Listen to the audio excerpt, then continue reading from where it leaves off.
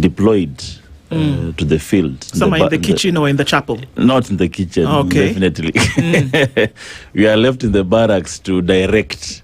And actually, warn them whenever there is some rough terrain ahead. And you say, I can see on the map, this is not, the weather is not good. This terrain is a bit difficult. Please divert or retreat. So there are always those soldiers. Not all are field marshals. Some are house Negroes. So I'm the house Negro. Oh, really? Does the field marshal know that you're the house Negro? Yes, they know. Okay. Yeah. Okay. Yeah. Well, the house Negro, okay. Well, what an analogy to go by. Because then it would mean there is a master behind the house absolutely. Negro. Yeah. And I think when you look at now these formations of because we are approaching rapidly the ballot. Yeah. In a year and a week, Kenyans will decide who becomes the next president and what political formations form the next regime, which you've been very vocal around. You've been saying we need a renaissance, which means we need a fresh, new beginning, new thoughts, new energy, new trajectory on how we run our own country. Currently, you are a hired man. People of Kenya have employed you to represent. But as you said, in another weeks, 40 weeks, people go for party primaries. So those coalitions will be important on how people align. When you look at it today, various corners are speaking different languages. You hear people saying there'll be a 2002 moment, or if you're not careful, you're going to have a 2007 moment. And others like yourself are saying we need a fresh new beginning. Which way to go? What are the considerations we must start looking at as we organize and reorganize politically and these political vehicles? What are things should we look at? Is it the legacy politicians, which utterly you have rejected? Interestingly, you even had a candidate in Olkalao because you stand for something. So what should we start looking at as Kenyans for this renaissance to be birthed in the coming vote? Yeah, first of all, on 11th of August, that is next Tuesday, I'll be launching a people's movement. A people's movement that will clear all these legacy politicians out of our sight. A people's movement that will birth in new leaders, that will give up a platform for young, emerging, not necessarily young, but young in terms of not having been in the political space, new faces that can drive a new agenda. This generation is a bit uneasy. Our generation are looking at leaders who have been there for quite some time, and there is no change that you can really infer to them. It is not bad to be in leadership for long, but what is it that can be assigned to your name? What is the legacy that you left while in leadership?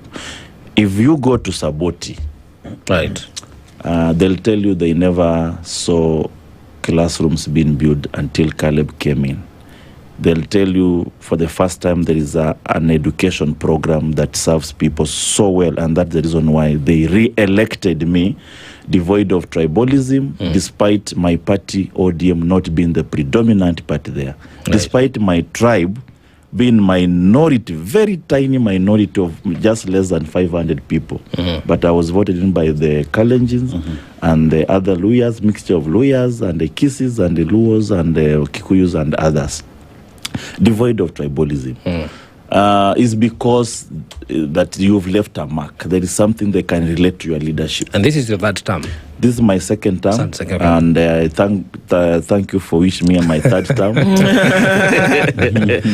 It has come prematurely. And they can tell you that for the first time we've seen something around the leadership, as opposed to the past leaders. The same case at the national level. Right. There are leaders, for example, when I followed Baba, it's because I saw his struggle for the country, being imprisoned for 7 years, not because he has stolen somebody's chicken, but because he was fighting for democratic space in this country. He fought for the new constitution. He was part of the people who championed for devolution that Kenyans now have come to appreciate. There is something alongside that name. When you look at other names, and the reason why we rejected Ruto is that I watched the Ruto's time in politics. Since Moi's time, he was a minister in Moi's government. Nothing to his name. He was a minister for agriculture, minister for education in Kibaki's government. Nothing to his name. He was a deputy president for 10 years. Nothing to his name. That is the reason why I rejected. That you cannot be in a position of high authority and there is nothing that people can write home about you or something major that you revolutionize. That's why I rejected it. Now, today, we are asking ourselves, there are leaders who have been in leadership. They must really convince us that while they served in Moi government, while they serve in Uhuru's government, while they serve in Kibaki's government, there is something that they revolutionize for us to believe that they can be part and parcel of the change we are demanding now. I don't think if those statements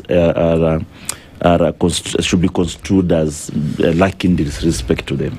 I said we respect them. There is nothing about abusing them. We are just asking, you've been in this position for quite some time. What is it that you've done for us to also believe that yes, you hold something to allow this country move forward? And every generation has faced a situation. Right. There was a generation that woke up one day and they decided that the colonialist must go. Yes.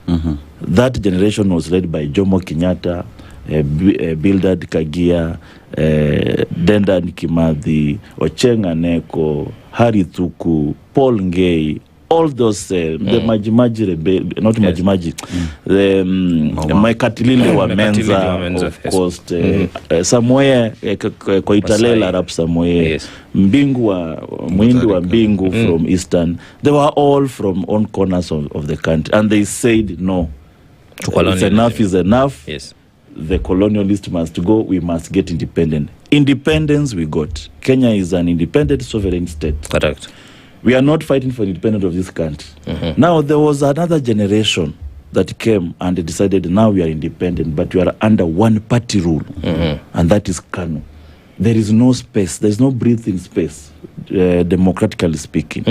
And they said, no, we must expand our space and become a multi-party democracy, multiplicity, pluralism. And they fought for it. Some were in prison, some died, some are still having their scars of liberation. We are talking about Charles Rubia, we are talking about Kenneth Matiba, we are talking about Jaramogi Oginga Odinga. They won that war. It is a call of their generation, and they won.